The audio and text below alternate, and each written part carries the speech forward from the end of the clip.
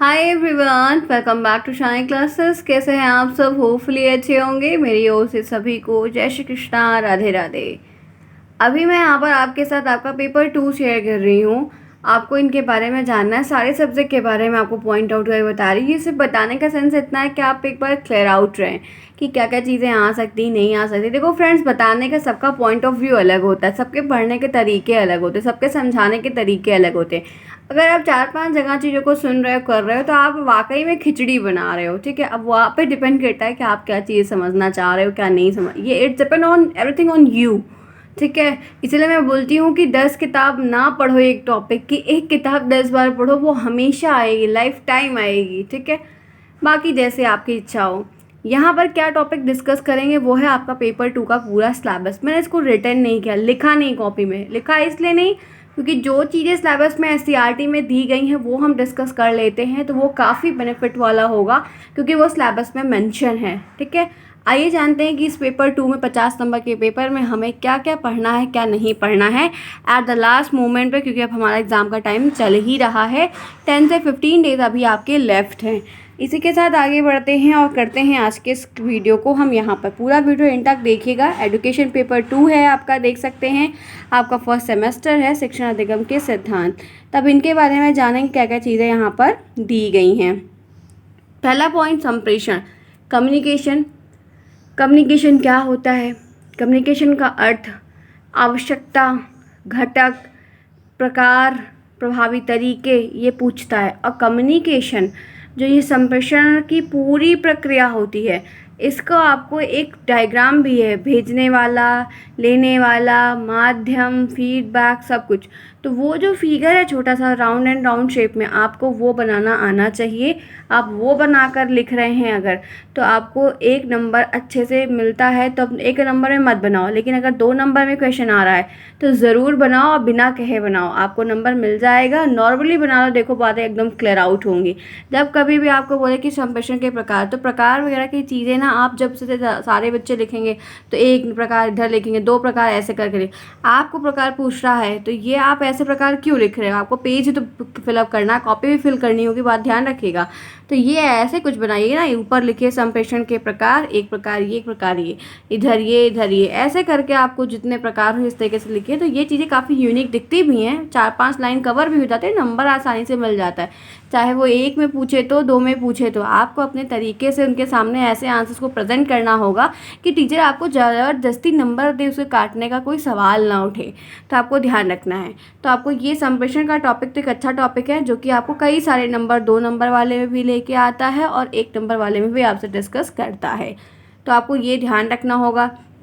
आपको जितने भी टॉपिक, जिस भी सब्जेक्ट में आपको प्रकार के हैं, आपको घटक के हैं, तो वो सारी चीज़ें आपको बहुविकल्पी में ज़्यादा देखने को मिलती हैं। ठीक है, बहुविकल्पी हमें वही छोटे छोटे प्रकार और उनके कारक, ऐसे छोटे छोटे बाद नाम होते हैं जिनको हम याद कर सकते हैं, वो हमसे पूछे जाते हैं।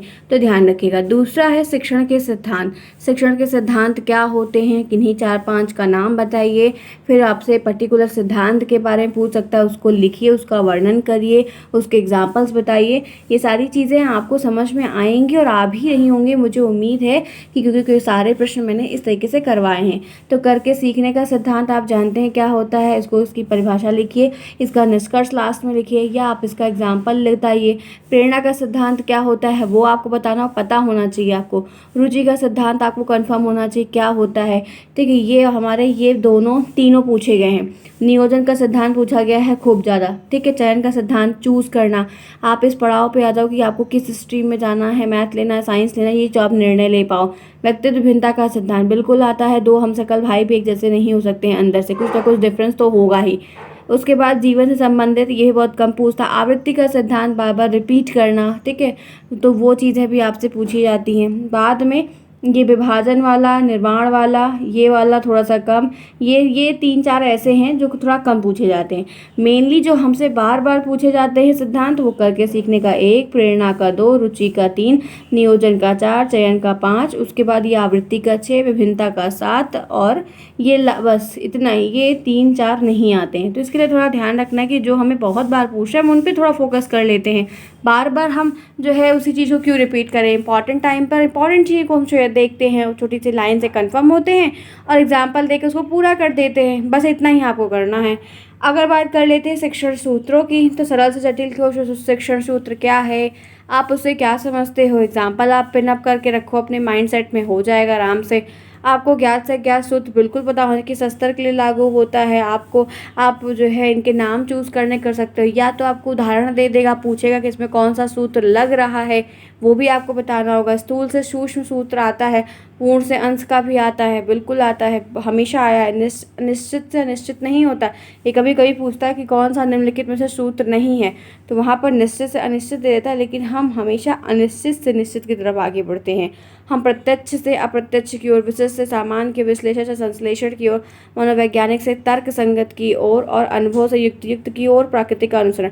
आप देखते हो कि आपको ये प्रकृति का, अनुभव से युक्ति और मनोवैज्ञानिक के तर्क संगत, ये दो ऐसे शिक्षण सूत्र हैं जो कम पूछे जाते हैं और बाकी शिक्षण सूत्र हमसे ज़्यादा पूछे जाते हैं। सिद्धांत के कंपैरिजन में सूत्र हमसे ज़्यादा पूछे गए हैं। तो सूत्र जो है इनकी परिभाषा, यानी कि ये सूत्र क्या है, ये ध्यान रखना होगा और एग्जाम्पल अपने दिमाग में इसके क्लियर आउट करने होंगे। कोई ऑप्शन नहीं है, प्रश्न बनता है, आपको लिखना होगा। 100% चीज़ें आती हैं।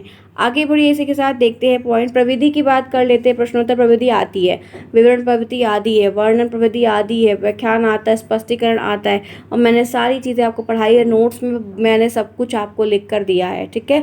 कहानी कथन विधि आती है, निरीक्षण विधि, अवलोकन विधि आती है, उदाहरण विधि पूछता है, खेल विधि, गतिविधि विधि पूछता है, समूह चर्चा पूछता है, वाद विवाद पूछता है, कार्यशाला पूछता है, भ्रमण, सब कुछ पूछता है। प्रविधि तो बहुत पूछता है, आप खुद देखे हैं कि चाहे आपको या तो लघुत्तरी में पूछ लेगा, चाहे आपको बहुविकल्पी में पूछ लेगा किसी तरीके से, या आपको लघुत्तरी में पूछेगा। ये अपने अलग अलग पैटर्न के हिसाब से आपको अलग अलग चीज़ों में पूछता रहता है। तो इसके लिए आपको कोई ऑप्शन नहीं, इन चीज़ों को ऊपर से आपको 2 से 3 लाइन की प्रिपेयर करनी होंगी और छोटे छोटे एग्जाम्पल्स भी इनमें आपको याद करने होंगे, तभी आप इसको अच्छे से कर ले जाएंगे। आगे बढ़िए, नवीन उपागम की बात है, तो ये वाला जो टॉपिक है ये थोड़ा सा कम पूछता है। सारे टॉपिक्स तो नहीं आते हैं। दक्षता आधारित पूछा गया है, बहुकक्षा बहुस्तरीय पूछा गया, किन स्तर पर लागू होता है वो पूछा गया है, बाल केंद्रित पूछा जाता है, ये आप समझते भी हैं। रुचिपूर्ण और आनंददायी शिक्षण वो आप जानते हैं। तो इसके भी टॉपिक्स ऐसे हैं जो हमने बाल विकास में भी बहुत बार पढ़े हैं, इसमें बहुत बार पढ़े हैं, तो हम मिलाकर लिख लेते हैं। मेनली जो हमसे पूछे जाते हैं वो आपके ये वाले टॉपिक हैं, ये दक्षता वाला, बाल केंद्रित वाला। तो सूत्रों के हिसाब से या नवीन चीज़ों के हिसाब से इसको आपको ध्यान रखना होगा, चीज़ें आपकी यहाँ पर हो जाएंगी, ठीक है। क्लियर है यहाँ तक? ठीक है, तो क्लियर है, समझ में आई बात। कौशल से ज़्यादा नहीं आएगा, फिलहाल आता है थोड़ा बहुत। ये पुनर्बलन, श्याम पट पूछा जाता है, प्रश्न वाला, व्याख्यान वाला। दृष्टांत कौशल क्या होता है, आप इससे क्या समझते हैं, जहाँ पे उदाहरण देते हैं, ये आपको पूछेगा। पाठ प्रस्तावना कौशल रिप्रेजेंटेशन होता है। छात्र की सहभागिता, मतलब बच्चे भी इन्वॉल्व, सिलेबस आपके बड़े हैं। मैं आपकी जब मैराथन क्लास अधिगम के स्तर, ये वाला टॉपिक थोड़ा कम आता है, लास्ट में भले दिया हुआ है लेकिन कम पूछता है, उतना नहीं पूछता, तो बहुत परेशान ना हो सकता है ना भी आए, कोई ज़रूरी नहीं है। आगे देखिए, तो ये आपके जो है आपके टीलम वगैरह की बातें, ये आपका अलग सेक्शन जो इसमें सामग्री में वही टीलम आ जाएगा। टीलम क्या होता है, टीलम क्यों लेना चाहिए, बच्चों को क्यों पढ़ाना चाहिए, किस किस प्रकार का टीलम होता है।